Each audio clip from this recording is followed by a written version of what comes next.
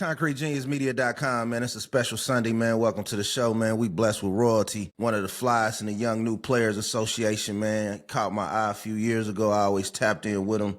Just a very intelligent brother, grounded, humble, family man, sports, well-versed in different things. My guy, Jody, how you living, fam? I'm good, man. I'm good, man. Yeah, been a couple of years in the making, man. I feel the same way about your content, so I'm definitely thankful that you took out this time for us to chop it up. It should be good, man. I'm looking forward to it. Real talk. So I want to jump right in it, man. I want to know, if those that don't know, you're a Lakers fan. Yeah, for sure.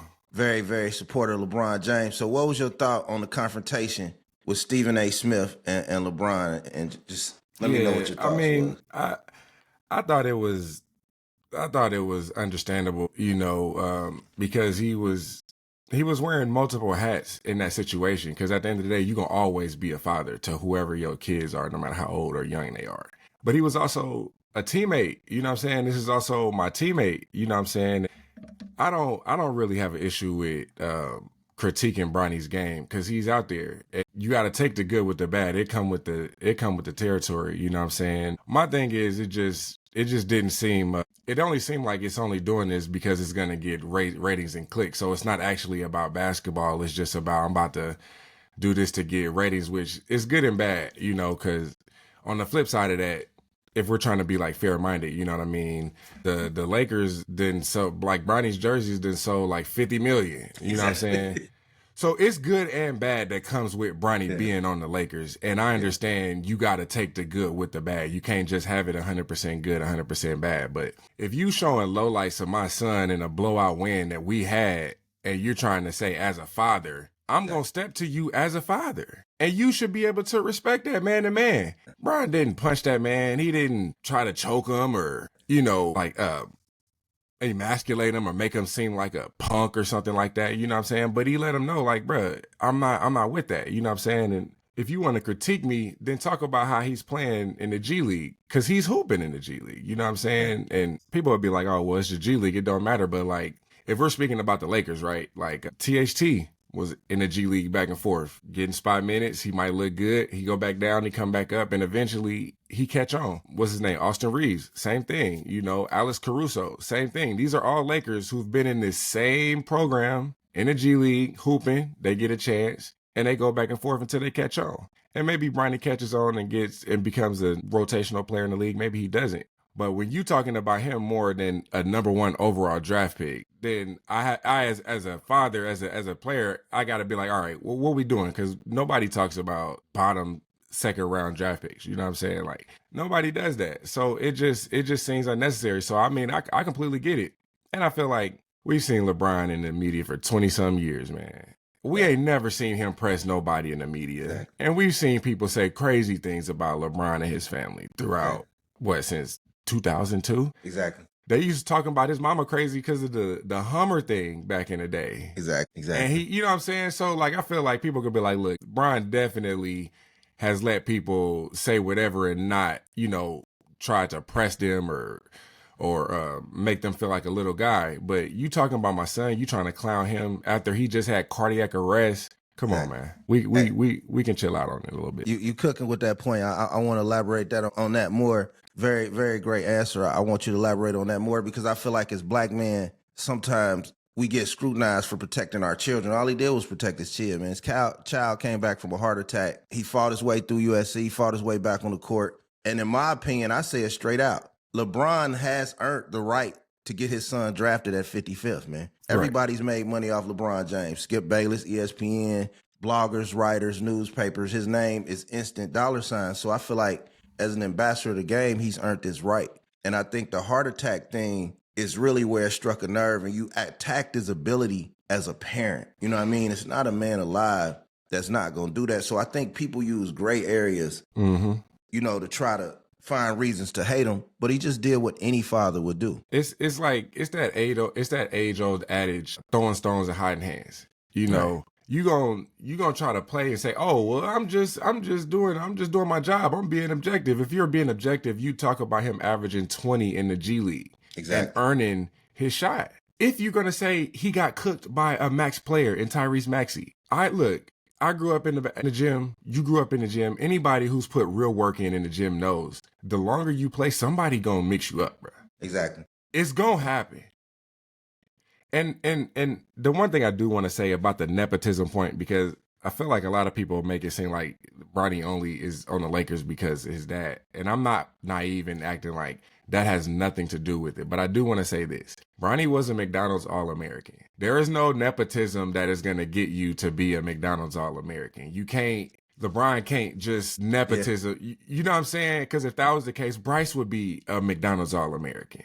But he's not. Bronny is like that. And that's okay. It's okay for him to be good. Yeah. Yeah. And he might not be a top 200 or top 150 player in the world. Maybe he's top 350. Yeah. He would still be an NBA guy, though. You know what I'm saying? Exactly. And that's really my only thing. Like, you can't fake a McDonald's All-American. You can't do that. You just, that's not how the things work. You got to hit certain things to even be able to qualify to be a McDonald's All-American player. So, you know what I'm saying? I think Bronny's earned it. But at the end of the day, if this is what he wants, he's going to have to keep going. He got much work to do. Exactly. He has much work to do.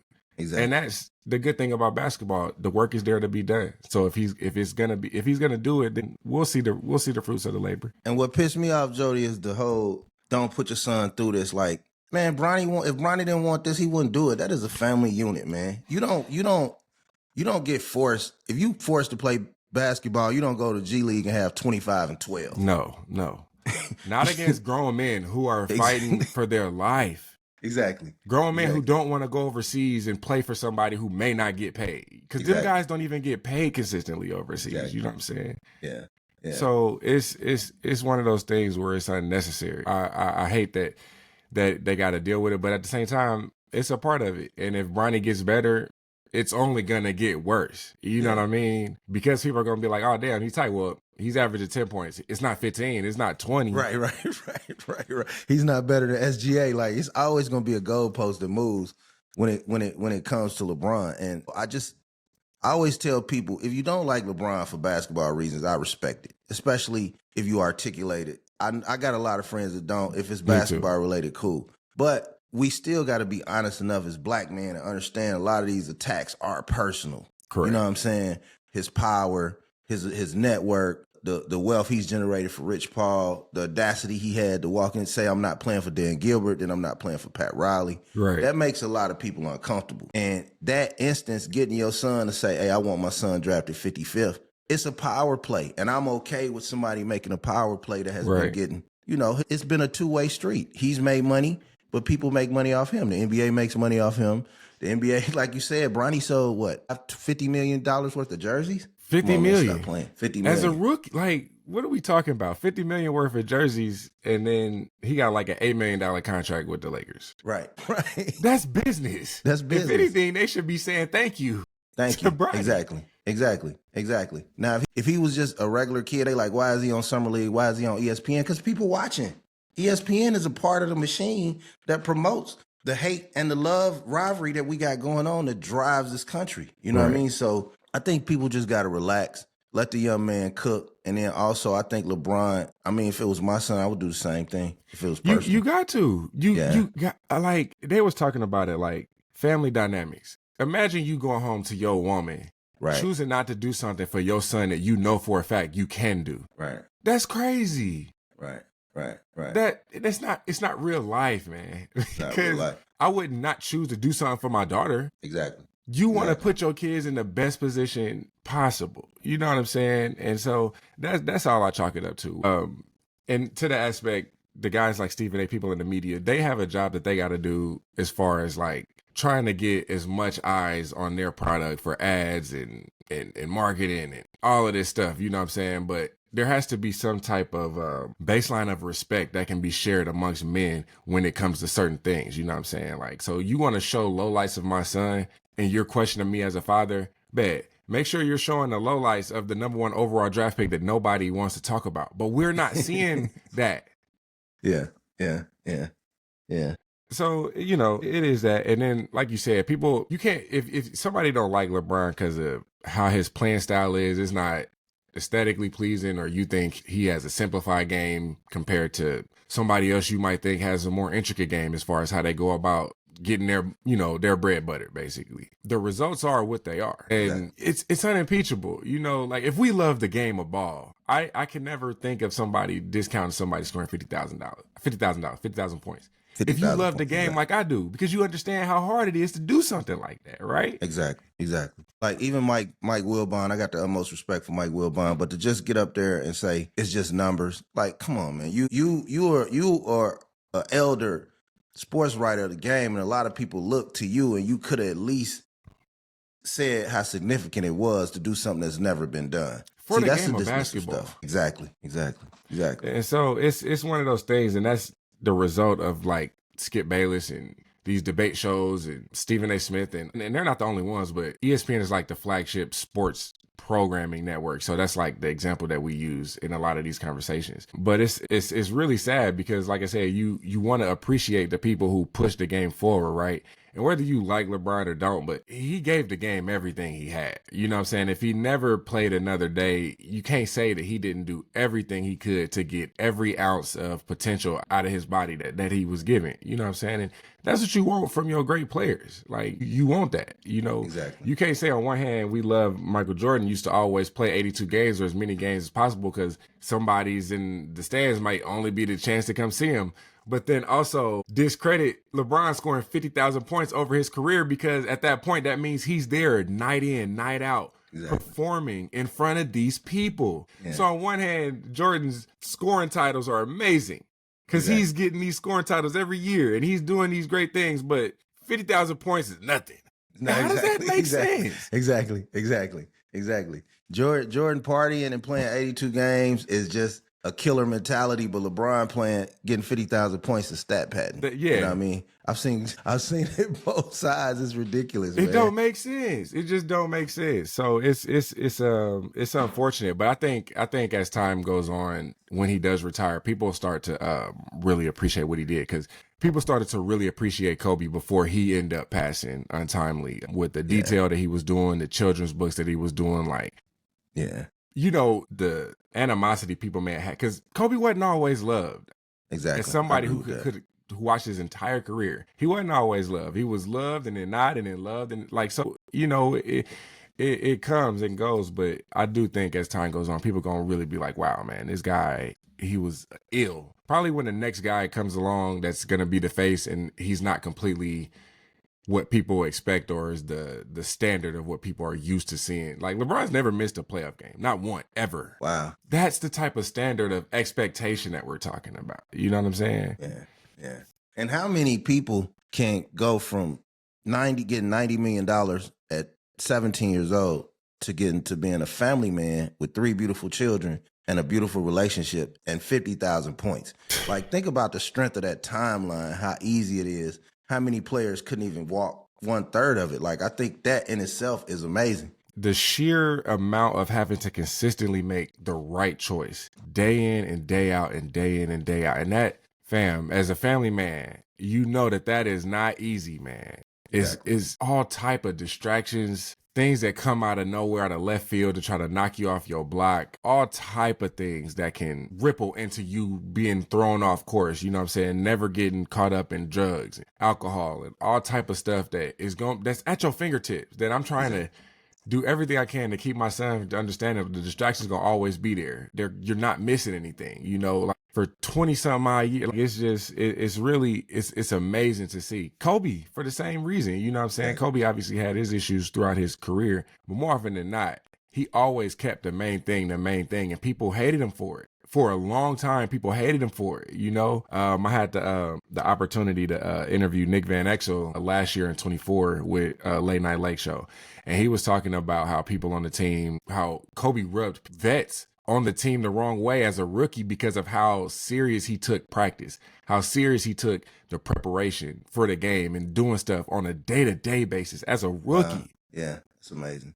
That's amazing. Yeah. Kobe's one of my favorite players because I just like his determination. Mm-hmm. And I like his resilience coming back from the Utah situation when him and Shaq, and overcoming that to win the 3 championships. So I've always been a big fan of Kobe. And I felt like Kobe, in some ways, there was 2 different paths, but Kobe's path was hard too because he was trying to find himself as a young man while trying to grow up in the league, and he didn't just get on the court immediately at 18. Right. So for him to have the resilience to have to be on the bench too, I think 2 years maybe. Yeah, that's tough. Kobe came into what was a veterans NBA at that time. You know what I'm saying? You had to be a vet in the league, and it was people felt the way that Kobe was an all-star when he was an all-star. You know what I'm saying? Yeah, I remember that. Yeah, like people felt the way about that, and that's one thing that I think that people grew to love and appreciate about Kobe was that he knew that he was right about how he felt, about how he wanted to go about being his best version of himself to prepare the Lakers to be the best team that they could be. And he was unapologetic about it. And I think that's what people really, really loved about him, about really anybody that, hey, I'm going to be the way that I am, whether you like it or not, because I know that this is the way that we have to be to get to where we're trying to go, basically. And that's going to rub people the wrong way. It was the same with Michael Jordan. Honestly, it's the same with LeBron. It's the same with a lot of the all-time great players because you got to be unyielding in your dedication.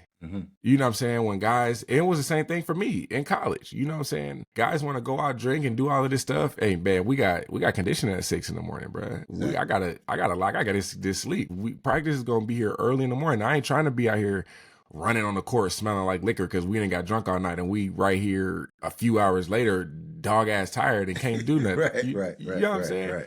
But you know that's how it is. That's how it is. I mean, just the discipline as a father to say, hey man, I can't buy what I want because I'm trying to buy a house and I need my credit score to stay up. I got to go to bed. My kids got a soccer game at 8 a.m., 45 minutes away. Discipline is the baseline for everything. And I think that's why we kind of like those type of players. There's a lot of dudes that probably had talent somewhat equal to Kobe or LeBron, but just not having the discipline every day to build on it. Yeah, man. I was, we just finished our season with my son and my daughter, and he had a good year. He had truly showed that he took a step as far as his skill and talent level this year compared to last year. And I wanted to make sure that I put him to the side and let him know, I see the progress that you made, you know what I mean? But you about to be 14, and if you don't work at it, you're going to get left behind, and it's going to be real quick, you know what I'm saying? And you got to do it every day. You got to work at it every day. You got to stay locked in every day. You can't miss a time. You can't miss no time. And the thing about it is I'm like, I got to do my thing. You know what I'm saying? So I don't need my son to be good at basketball for me to feel like I'm successful as a parent or a father because my kid was tight in the sport because I was tight in the sport. So I'm, you know what I'm saying? I'm sitting there telling him like, bro, if you don't want it, hey, that's going to be up to you. I don't need you to be that for us to live how we're living because we got it. You know what I'm saying? We're straight. But, we just grinding and he just I just want him to understand like, bro, it's an everyday thing. You got to make the right choice every day. You got to do the right thing every day. And it's hard. It's hard to get a kid to understand that, but it's a battle every day, man. And I'm fighting it. Some days I feel like I win. Some days I feel like I lose. But pivoting, I see you in one thing that I always, I loved about your content was that you always stress how good it felt, the simple things, getting up mowing the lawn, you know what I mean? Yeah. Getting your woman's car washed, you know what I'm saying? So it's good to see a younger black father because sometimes you separate yourself from a lot of things to dedicate because being a family man and a father is a 24-hour, 7-day-a-week job. You know what I mean? So you lose a lot of people that don't walk up the escalator with you. So I always commended you on that and just talk about how much your family means to you. Hey man, it's the world. It means the world to me, man. It means the world to me, man. Like when we first bought our house, we've been in this house for 3 years now. We first bought our house, man. I worked 2 jobs every day for a year straight, bro. Every single day. Didn't take a day off until I ended up making an amount of money that I felt comfortable to where I did not have to work a second job in the evening. But in that time, I'm still coaching my kids' teams. You know what I'm saying? I'm still getting my boy to daycare and picking them up from daycare. And it feels personal to me because I didn't have that growing up because my dad died at a young age. He was 22 when he died. He ended up being killed from a fallout of a dice game type of shit in Dayton, Ohio. You know how that is. Like, that's tough. So everything that I do with my kids is because I desperately did not have that and I wanted it. You know what I'm saying? It was just me and my mom. And hey, shout out to my mom. She's amazing. But your mom can't do everything that you want her to do. You know what I'm saying? Like it just is what it is. Yeah. And so that's why it was always important to me to be that and to do that over the amount with mine, because it's like I'm never gonna have them feel that way in any way, because I know what it's like, you know what I'm saying, to be jealous because you got a basketball game and you ain't got nobody at your game but your friend who was really not that good. He got half his damn family and they screaming when he get a rebound. You know what I'm saying? Yeah. Here I am. I got 10 points and it's just so. yeah. That one little clap and shit. You know what I'm saying? Yeah. That's tough. So that's tough. that's why, you know what I'm saying, I make sure that I'm locked in, because that's the most important thing. And that's really all that I care about, honestly, because I got my time. You know, I got to do everything that I wanted to do. It wasn't really anything as far as sports that I wanted to do I couldn't do. It wasn't anything as far as parties that I got to do that I couldn't do. I got to live in a different state, in a different city. Like, I got to do plenty of stuff. Yeah. So me waking up at 7, preparing a little game plan for my kids so that we can go out and try to get this trophy and win, you know what I'm saying, and do stuff. That's simple. The other stuff is simple, you know what I'm saying? Coming home and my grass is cut and my yard look completely pristine, so that I know my kid, when my son or my daughter or somebody come and drop them off, or somebody come, they be like, damn, they come from a night. They come, you know what I'm saying?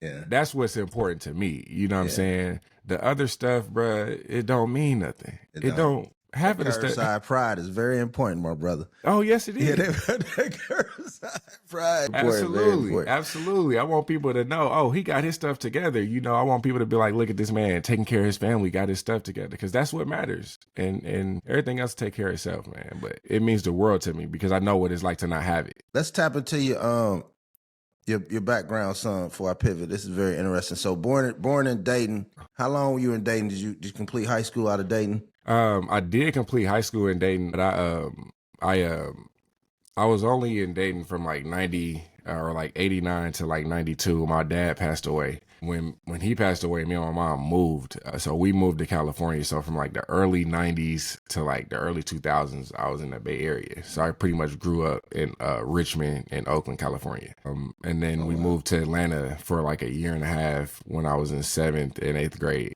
And then after that, I moved back to Ohio just for high school to be around my family at that point. And then ended up playing basketball at Indiana Tech in Fort Wayne in college, and then graduated, then moved to Georgia for a little bit.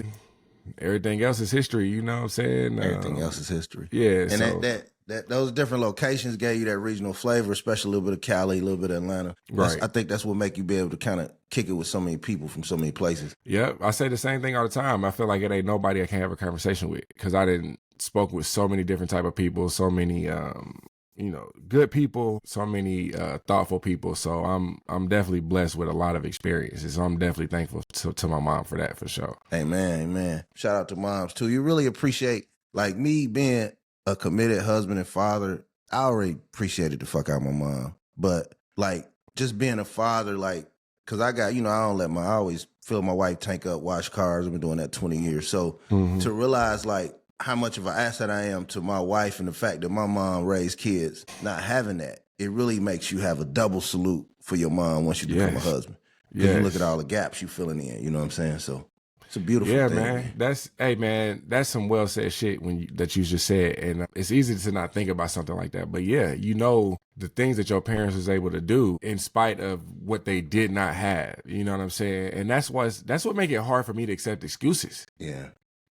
Because if I know my mom can tap in and work and do this and get me down to the middle of California because I got a baseball tournament, and she not complaining, she not mad, how am I gonna not do that? How am I gonna, you know what I'm saying? I'm just nothing on stuff like that because of what I've seen other people do without complaining or crying and just getting it done. Yeah. And then also, I wanted to be a father because I knew being young, when you're young, you're a young black man with that pride, especially from the area we come from, yourself come from. When you don't have a dad in the house, it almost makes you be a man too soon. Mm-hmm. You know what I mean? Like, cause you, not somebody knocking on the door, you 13, you like, who is that? So I always wanted to give my son that comfort of those teenage years, like just figuring it out, being a kid in real Man, time. it's so crazy you say that because it's almost like a double-edged sword, and it's really killing me because I had to grow up so early and do so many things from such a young age. Not that I didn't get a chance to experience childhood, but I understood from a young age that there are so many things in life that are serious and you have to take serious.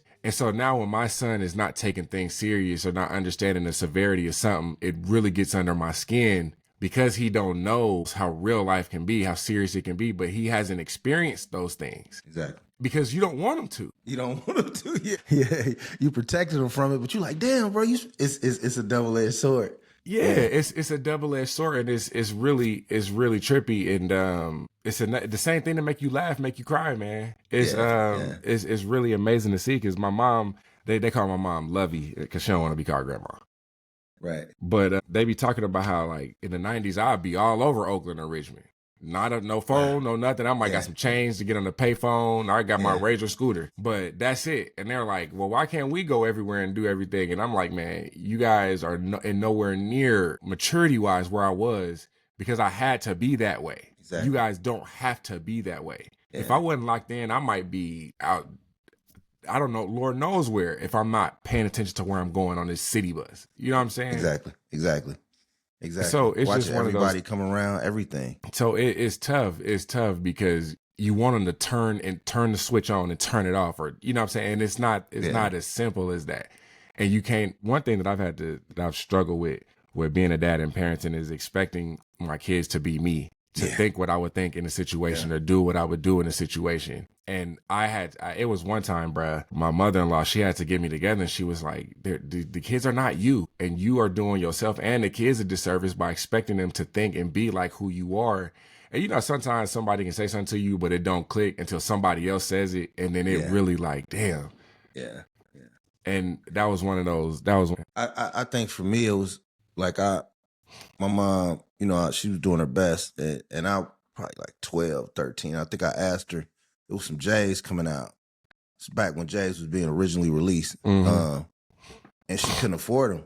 You know, I was kind of, oh man, nothing major, but like I came back down and she was just bawling, crying, bro. Mm-hmm. Like it fucked me up. And then the next day we had a situation where our lights was off for a while. So as a kid, it kind of put me in a situation like, man, I'm never going to put that kind of pressure on my mom again. Mm-hmm. You know what I mean? And it kind of put me in some situations where I kind of became a man too fast and sent me down a path I had to recover from. So for me, I always wanted to give my kids that grace to say, hey, look, don't worry about how you dress, how you look, what's in the refrigerator, you know what I'm saying? Or don't worry about peer pressure. Like, just be you and grow, and I'm here to continue watering that growth. So that's just one of my biggest blessings in being a father. And probably one of the reasons I became a mentor and a coach too is because I don't think a lot of dudes in our position sometimes look back and help the kid that don't have the advice that they need to hear. You know what I'm saying? Mm-hmm. So that's why I'm always giving back. I always talk about these experiences. And it's good to have brothers like yourself that's younger than me that may be more relatable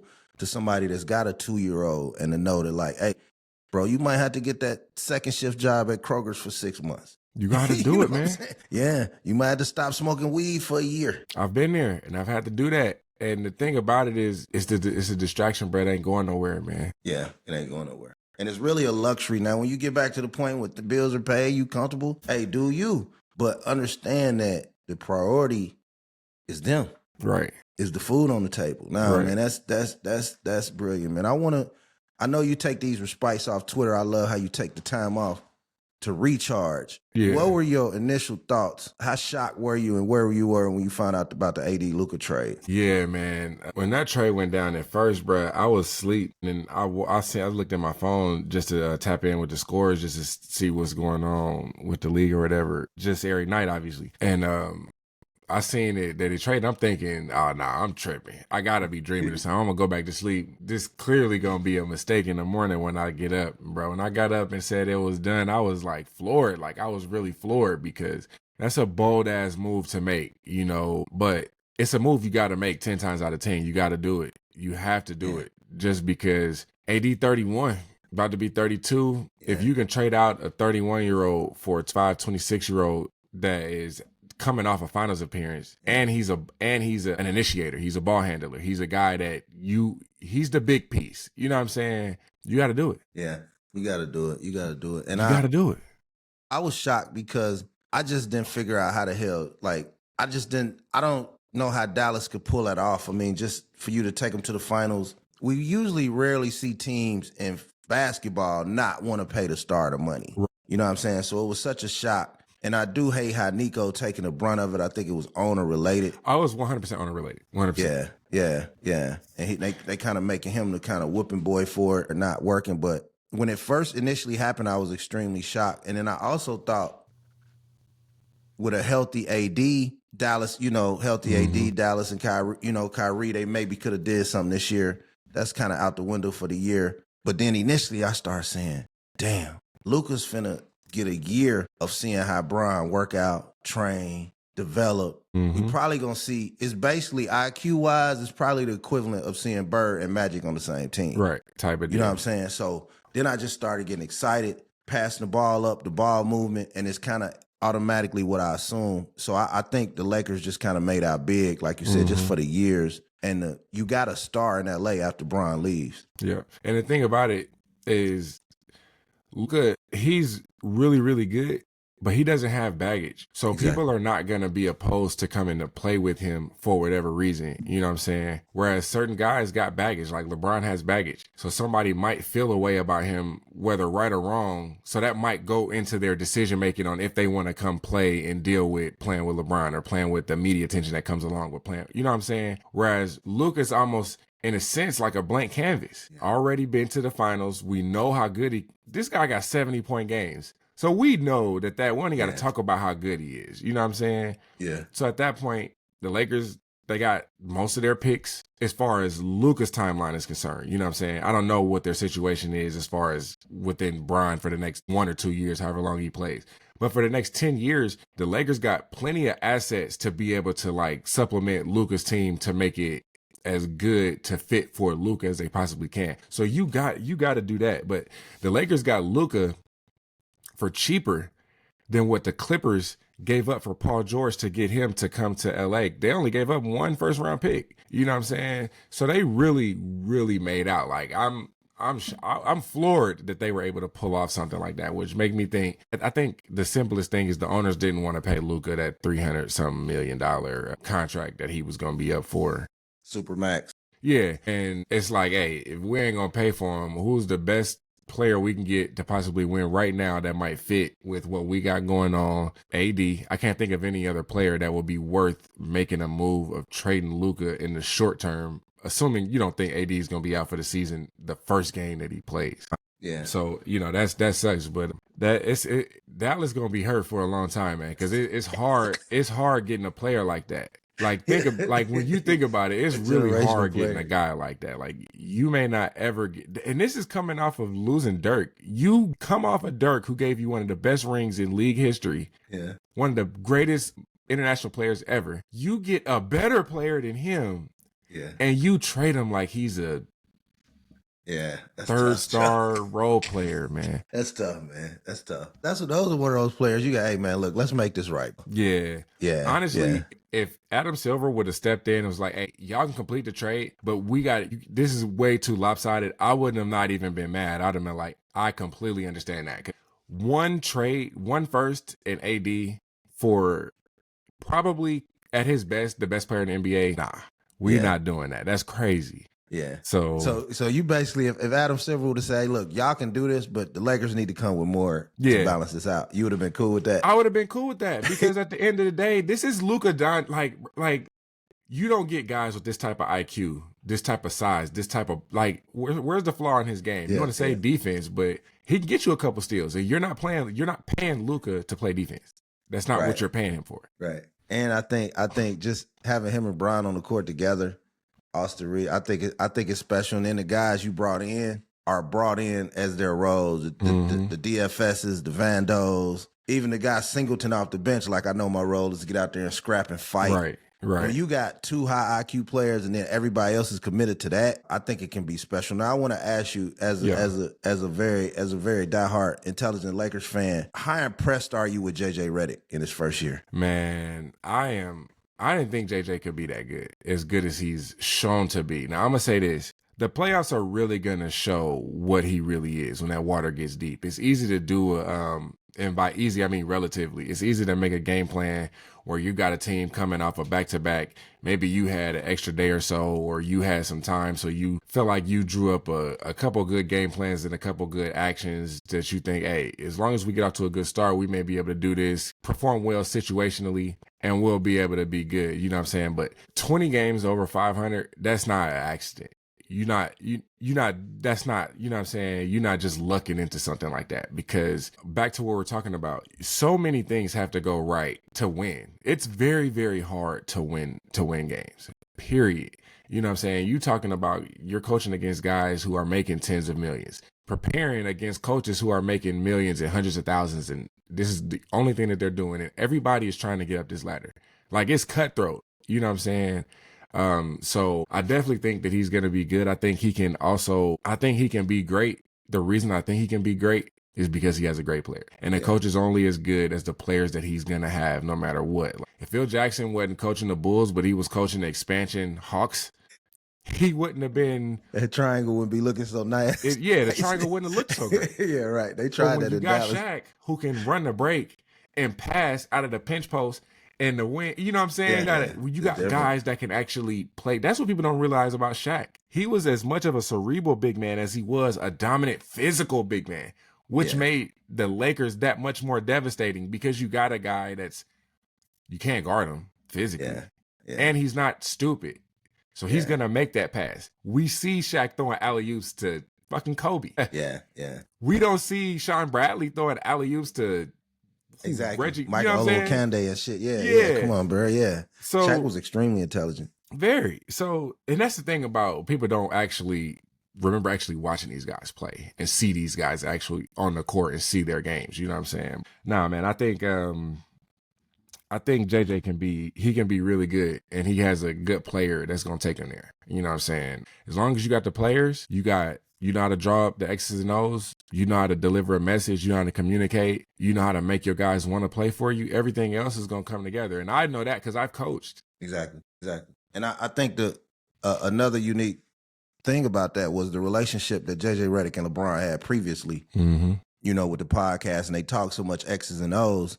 And so I think with him having LeBron's respect, you know, from an intellectual standpoint, paying attention, I think that's made it easier. I just love watching them play defense. Like, it's not many NBA teams outside of maybe Boston, OKC, and the Lakers that play with that much energy defensively. So I think that's really more of a testament to JJ Redick, you know, to me. And I think, do you have him as coach of the year? It's tough. He's up there. It's tough. I feel like OKC should sweep a lot of the awards. I feel like it's their time. I feel like Shai is on a run that's just really next level. And so, you know, I wouldn't be opposed to JJ winning coach of the year, but I don't know if I would say that he's the number one candidate. You know what I'm saying? Because we still got a chunk of the year to go. And however this injury to LeBron is going to be, this is another opportunity to see how good he is. How can you still see about trying to get these games, get these wins when your second best player is gone now? You know what I'm saying? How do you adjust to that? Like, you're talking about how good they are defensively. That goes to nothing but preparation and making sure your guys are locked in and they know what they're doing. You know what I'm saying? And when guys trust their coach knows what he's talking about, they don't go hard because they know, oh, if I got to make this rotation on the short roll because this guy's coming down on this short side, and I know my coach said I'm going to be right here, so I got to be right here. And when that actually proves that it's right, it makes the players believe that much more because they're like, oh, he knows exactly what he's talking about.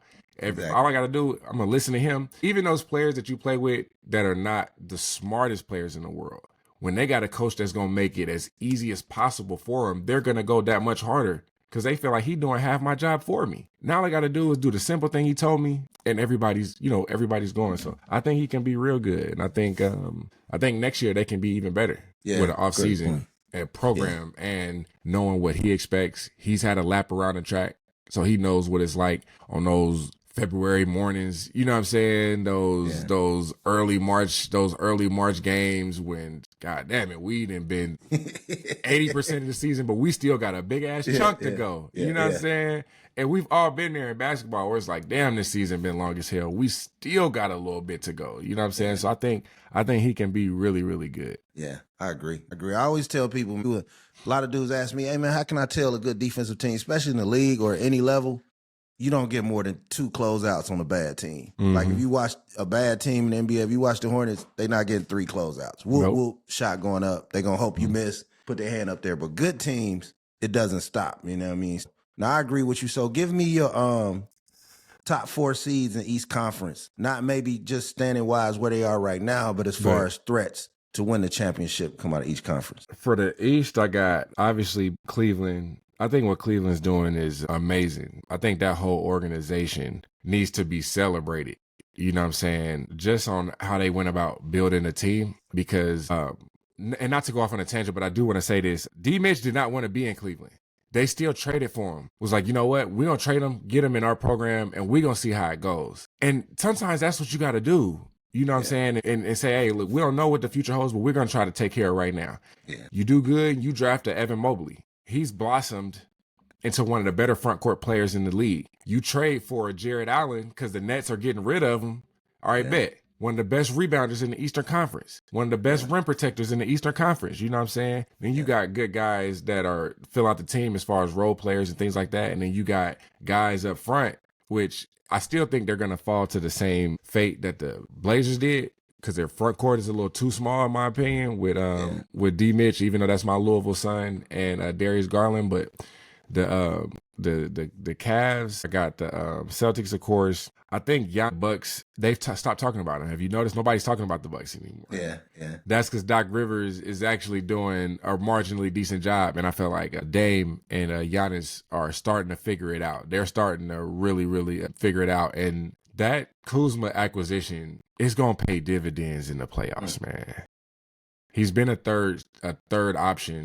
fourth option on a championship team with A1 guys before, with a prime Anthony Davis and a very, very elite LeBron going through, you know what I'm saying, a playoff run. So he knows what it's like for the spotlight to be on him. He knows what it's like to stay in his role, not have to get, crying or mad because you feel like I didn't get my 8 shots this game that I usually get, that you told me I was going to get 8 to 10 shots on the whiteboard.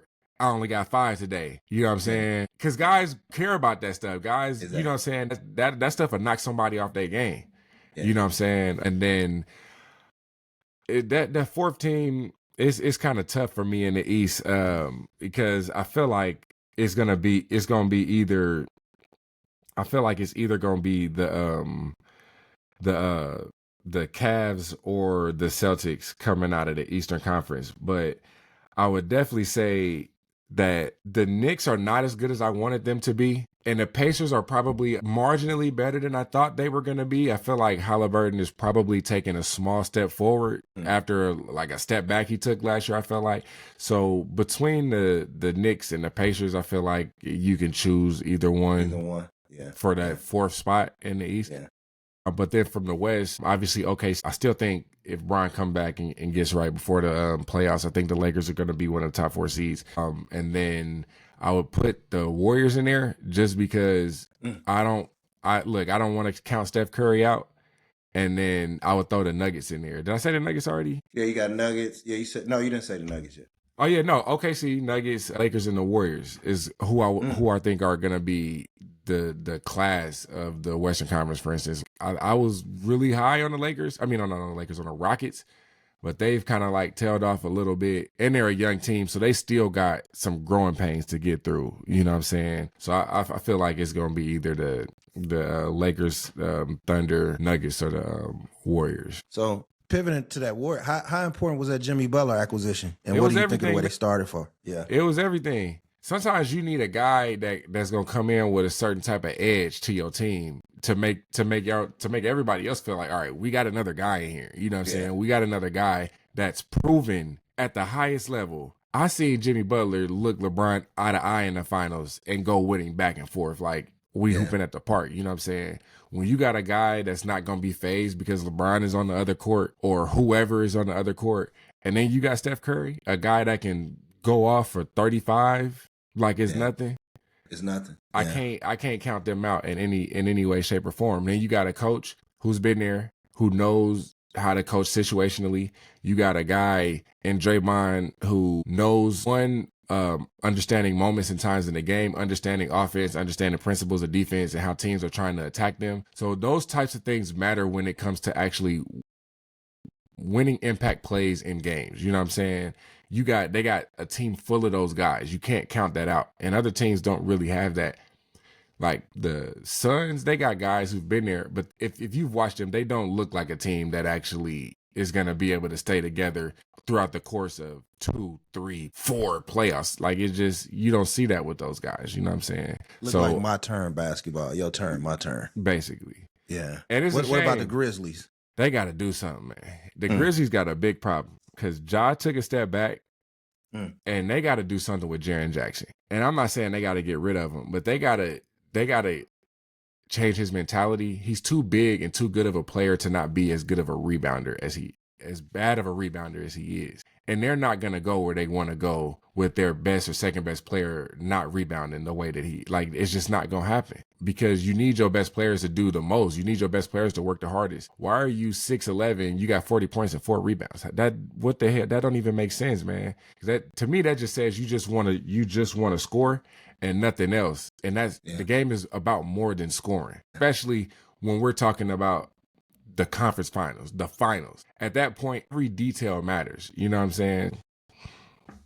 That's what ideally I feel like you want to see 8 to 12, 8 rebounds just defensively. Just defensively. Just defensively. On GP. Yeah, I agree with pretty much everything. It's going to be interesting down the stretch, man. I'm looking forward to it. I also agree about the Knicks. It's something about the Knicks, man. I don't know if they don't have the makeup. I almost thought I love Towns on the team. It's just they're missing something. They can't guard a soul. I love Cleveland. DG is the homie.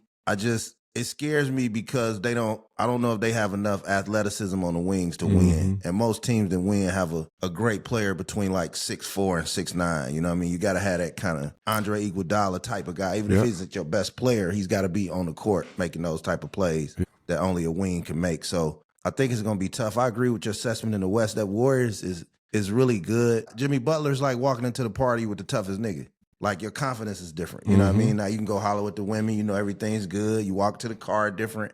Like it's just your chest is out more. Yep. And you see it across the board, even in guys like Moody and Puds and all the other guys on the team. It's just a very solid thing with the Warriors, what they got going. Yeah, man. And that's what you want a team to do for a guy like Steph, who's giving that franchise as much as he has. You know what I'm saying? You want him to be like, all right, we going to do what we can to make sure you can compete at the highest level, even if this don't be the last go round, so to speak. You know what I'm saying? And so that's really the great thing about that. And that's why I say you can't count them out. I believe that the Warriors, if they matched up with the Lakers, could beat the Lakers in the 7-game series, just because I believe that in actuality, I don't know that they'd be able to outperform LeBron and Luca together if they're playing at their best, but it's possible. It's very possible that they can do that. You know what I'm saying? And you never know how these series turns out. Somebody get in foul trouble one game, or somebody miss a game. Like you never know how these things go. So that's why I'm thinking the top 4 in each conference, we gon' get some good playoff basketball this year, because I think everybody is feeling like they got a chance to actually make some noise and compete and actually win. Yeah. Great assessment. Before I let you go, I want to ask your opinions. I saw you speak strongly this on Twitter. RIP to the young man, Caleb Wilson. What were your initial thoughts with that story? It's unfortunate and heartbreaking, but it's one of those things. It's just like, man, what can you say? Like, sometimes you get tired of saying the same thing over and over. You know what I mean? And it's just, you just get heartbroken, and then sometimes you get defeated. Like, golly, you know what I'm saying? So I don't know. Stuff just make you want to, love your people more. You know what I'm saying? And keep the main thing. Stuff like that is what make me want to get off of social media, because I just be thinking like, bruh, you know what, man, this is not what's important right now. What's important is going and picking up my baby and let's just go get something real quick. Let's just go. You know what I'm saying? That's what I think about when I see these types of situations. I'll be like, I get introspective. I just be thinking like, man, this shit is not important. Why am I doing this? Why am I thinking about this? And then I start to beat myself up because I'll think about me wasting my own time. Yeah. And sometimes you can't do that because you need that leisure time. You need that, like you was talking about, that respect, like me taking a break from Twitter. But even though you need that time, like laugh at stuff and joke about stuff and talk about movie, you need that as well. So it's really about finding balance. But that stuff, and it's heartbreaking. It's just like the situation with the boy out there in Dallas, where the young girl, you know what I'm saying, ended up losing her life behind some stuff that her and her dad got going on, and whatever. No matter what the situation is, whenever we have outcomes like that, you realize, bro, it's never that serious. Yeah, it's never that serious. It's never that important. What could be that important? So it really, when you see that stuff, like, it really is just heartbreaking. And then you think, damn, I'm so thankful. I'm so blessed. God has protected mine. God has protected me. God has protected, because we've all been in situations where we may have been wrong. We may have been doing something we weren't supposed to. But for whatever reason, God kept us in that hedge of protection that night, that afternoon, that day. And something that could have went really left went right. And, we was able to go on like nothing ever happened. That's why, we really are not better than anybody else, because all of these things can happen to a lot of us, you know what I'm saying? But we were blessed to not be in those situations, you know what I'm saying? Or not get caught up in those situations, I should say. So it's important to just not put yourself in those situations as much as you possibly can. But sometimes you can't avoid it. Yeah. And the thing about it is, you commented on my video before we went live. I just try to stress to brothers, like, man, do everything you can to take a deep breath and decompress. You know what I mean? Because the disrespect you think you can't let go ain't worth 5 years of your life, bro. It's not.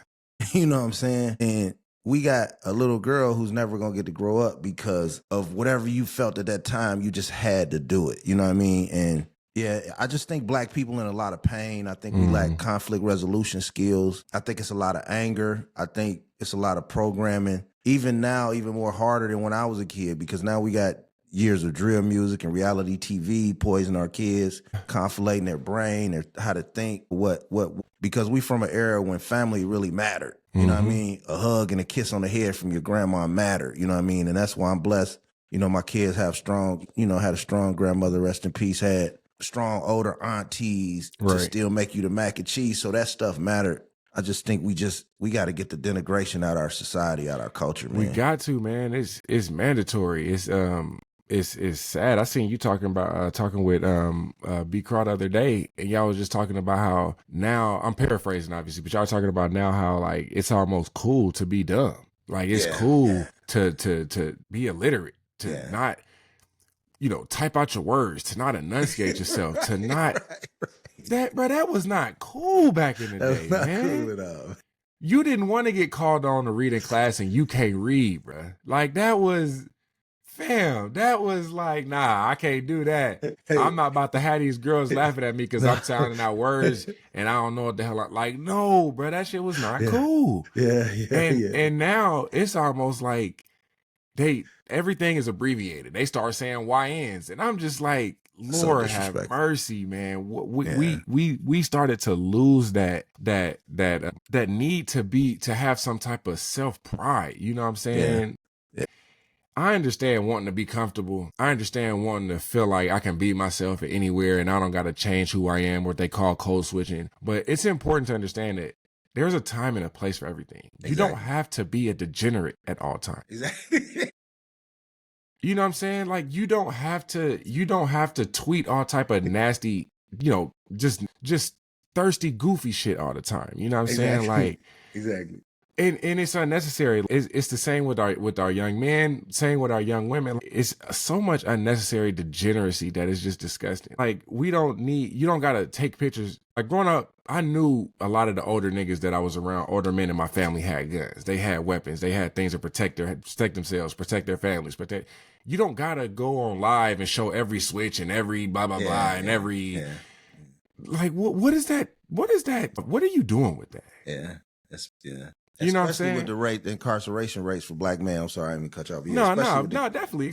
Exactly. And that's the thing. It's just like, it's so much unnecessary stuff that has to be cool. We living in an era now where everything has to be okay. We can't tell somebody, nah, that's fucked up. That's wrong. You don't need to be doing that. We got to be okay with everybody doing everything, and everything isn't okay. And that's the thing. You say something, you tell somebody, nah, you can't do that. And all of a sudden you trying to control them. You trying to tell them that their way of life is less than, or blah, blah, blah. And I'm like, yeah, no, bruh. We yeah, don't need to do this. Like, it's yeah. unnecessary. It's unnecessary. Like, And we live in a society, Joe, where I'm old enough to remember where, like you said, man, like the fly shit was to be a little silly, but still the teacher call on you and you nail that paragraph. Oh, then you felt like you just won an Olympic gold medal. You know what I'm saying? But we also live in an era now, like even the kid in Philadelphia, dude was a straight A student, but he wanted to be in the streets. and I think for me, like I said, my dad, he was definitely in the streets, and I've definitely heard stories of my dad doing some ill shit. So I can understand the situation that he found himself in at a young age. But that would mean, for me, at a very, very young age, I was always aware of how serious and real and how final things can be if you not in a, you know what I'm saying, not around certain good people, or you in a situation that you necessarily can't get yourself out of without some type of certain amount of violence that you would have to bring to possibly get yourself out of that. So I understand that, but then you don't want to have to live through that or go through something like that. But it's I hate to use the word glorified, but it's almost like it's championed in this time. You know what I'm saying? Like, Tupac used to rap about thug shit, but he would also rap about reading. Yeah, exactly. Rap about politics. You know, he would rap about things about educating yourself and being better, expecting better of people that have more that you are voting for. Like, he would talk about intelligent things that make you want to actually be involved for what you got, you know what I'm saying, trying to better yourself. You know what I mean? These guys are just, it's all in the music. It's just shoot 'em up, bang, bang. I can do the most drugs. I can do the most foul shit. You know what I'm saying? I can scam the most people. I can steal the most. Like, and it's corrupting our kids, man. It's corrupting our kids, man. It's sad, bro. Yes, it's sad, man. And at least Tupac could articulate what he was feeling. He was always very articulative. He knew his words. He spoke well. So even if he felt the way and you disagreed with him, he put it in a way where you could at least try to understand his perspective. Right. We don't have that no more, man. We don't have that. The number one genre in rap is mumble rap. You can't even understand the shit these niggas be saying, bruh. I'll be sitting, like, people be like, bruh, the things that you say in a song used to matter. And I say you got the best lyrics in the world, but bro, I need to be able to understand what you're talking about in this song. You know what I'm saying? Yeah. Like, it's just, I'm afraid of what the future look like if we don't got people like us that's trying to give out game and trying to make people understand what's important or what's the best thing to do as far as doing what's most important so that they can live life. Cause I'm only in my mid 30s, you know what I'm saying? Yeah. I want to beat them. I want to get to my mid 60s. I want to get to my mid 70s, you know what I'm saying? But you gotta do stuff to get there. You gotta work out. You gotta treat your body right. Bro. You know what I'm saying? Yeah.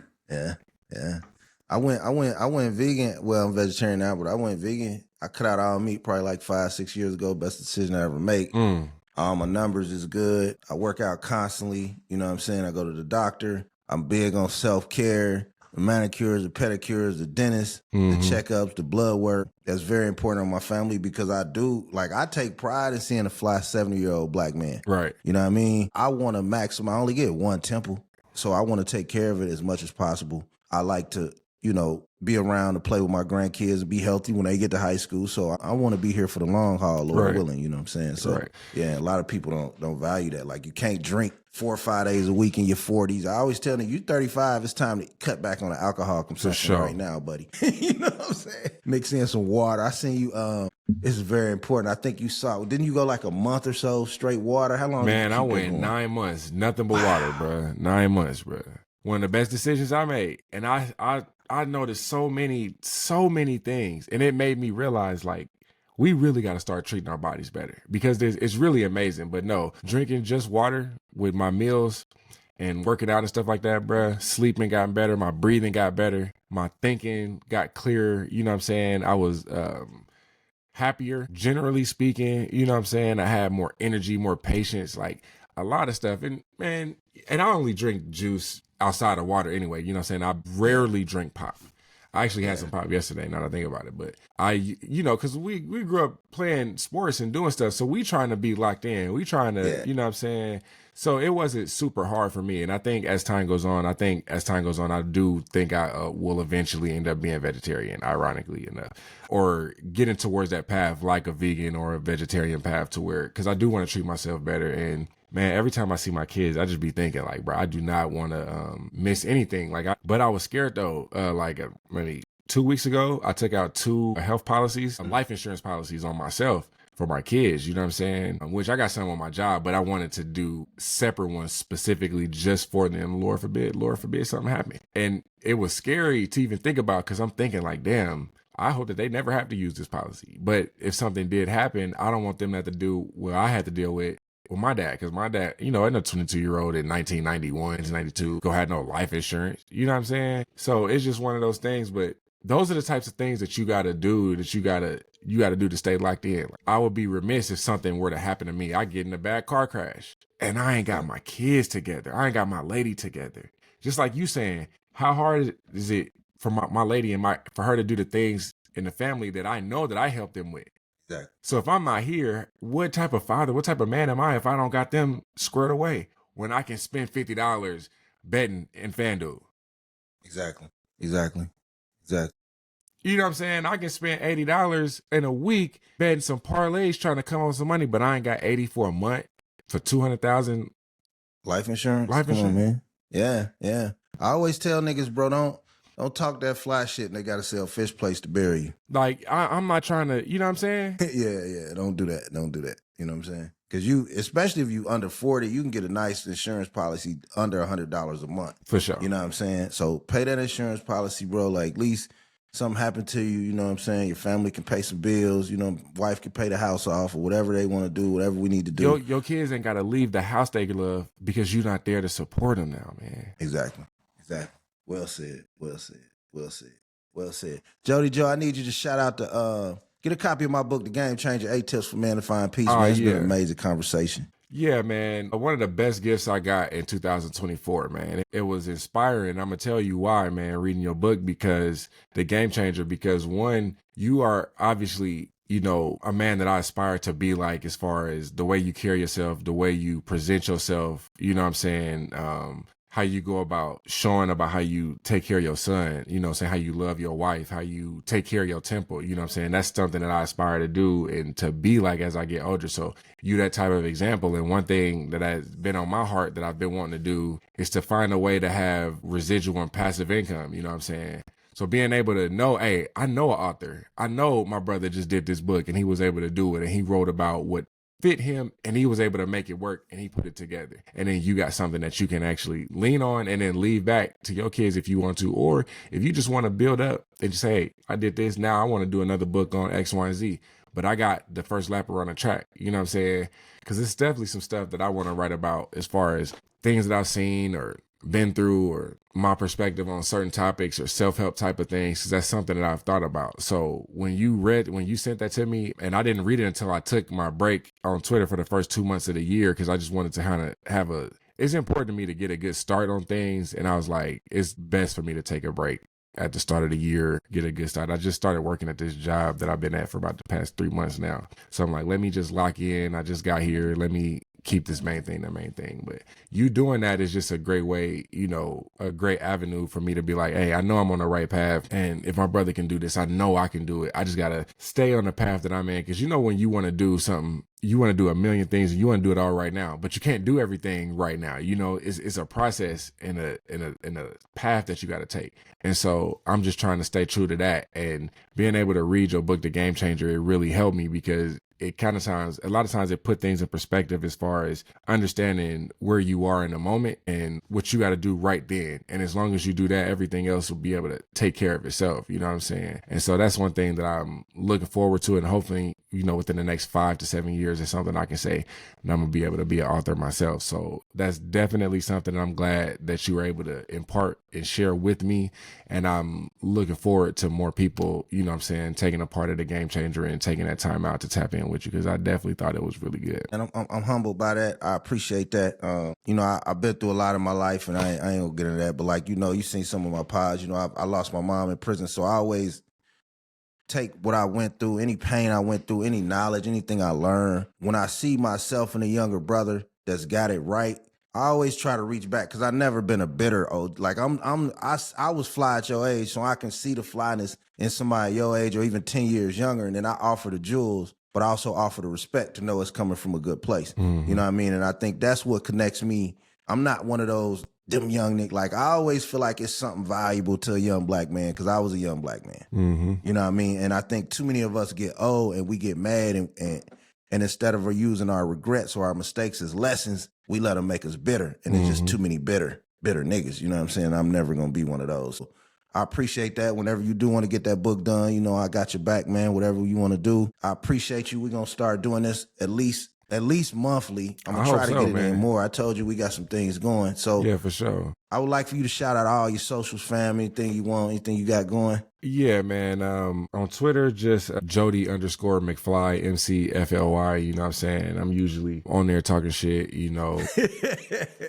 Usually talking sports, music, movies, and shit like that. You know what I'm saying? Life. I also try to make sure that I'm showing a clear picture of somebody just trying to take care of their family and taking care of their loved ones because I think that's important. So exactly. That's one thing that I do make sure that I make an effort to do is to show somebody loving and taking care of their kids, loving and taking care of their woman, their family. But also I work with Late Night Lake Show and we do a lot of Laker-centric content, some fun stuff, a lot of shit talking, a lot of basketball talk. Also coach a basketball team. I'm in the process of building a run and shoot a skills camp, training camp. I'm here not far from where I'm at. So I got venue locked down. And so I'll probably try to start to do like some type of online marketing to see if I can get a lot of people in the area to come through and bring their kids through so we can really work out with the kids and try to get kids a good foundation of skill training from a younger age. Because once a kid gets to a certain age, their games is honestly what their games are, you know what I'm saying? So we just trying to make sure that we can do that. And I'm just trying to find people that actually care about the game and care about what it can do for you. You know what I'm saying? A lot of times when you working with kids and shit like that, it's half-assed. You got people going through stuff and doing it for the emotions and they just doing it because they feel like they got to do it. And I'm just trying to do it because I want to, you know what I'm saying? So I'm in the midst of trying to find people that feel like they got the disposition of, I get to help these kids. I get to help teach this skill. You know what I'm saying? Not, I got to do it type of deal. Exactly. So that's really what I got focused in. My goal for 2025 is to start my run and shoot skills camp. Hopefully it can be a 3-day thing and then going into next year, hopefully I can do it on a recurring month type of thing from what I'm envisioning. So that's what I got going on right now. Congratulations with that. And off the books, man, talk to me. I got several friends in Atlanta. One of my best partners, I think his wife, she just got her doctorate. I know she heavily involved in the Cobb County school system. I got a lot of friends from my old AAU days and basketball days. So any resources I got, they're yours. You know what I'm saying? I'd like to see you build this up to be as great as possible, man. So anyway, I can help you. You know, I'm all in. Oh, yeah, definitely, for sure. And once again, man, thank you for tapping in with me. And we definitely got to make this at least a monthly thing, man. At least a monthly thing. I'm definitely looking forward to hopping on with you, with B. Craw, and anybody else, man. I feel like we got plenty to talk about that is not going to be able to be touched on by a lot of different places just based on the type of perspective and, you know, history and background that we come from. Amen, man. ConcreteGeniusMedia.com, man. This has been an amazing interview with my guy, Jody. I appreciate you taking the time, fam. Enjoy the family this Sunday. And then I'm going to text you offline. We're going to really get some things set up for real. Yes, sir. Sounds good, man. Concrete Genius Media. Let's go. Peace.